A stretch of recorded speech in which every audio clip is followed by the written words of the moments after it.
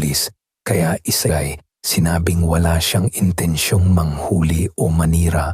Nandito lang daw mga kasama.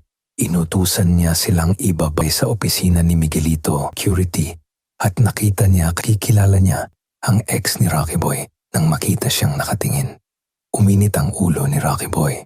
Lumapit siya at sinugod si Miguelito. Pagkatapos, hinarap niya ang ex-girl bilang banda. Hinatid pa uwi ni Tanggol si Punggay matapos ang mahaba nilang pag-uusap. Niyang ligtas itong makakauwi. Pagdating nila sa bahay, pintuan.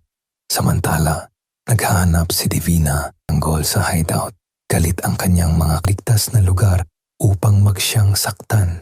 Mabait namang tinanong ni Tanggol kung ano ang pangalan nito habang nakatingin kay Tanggol. Hindi naman nakilala ni Tanggol. Rocky Boy, hindi makakalimot. Galit, puot at pangako niya kaysa sa sinapit niya ngayon.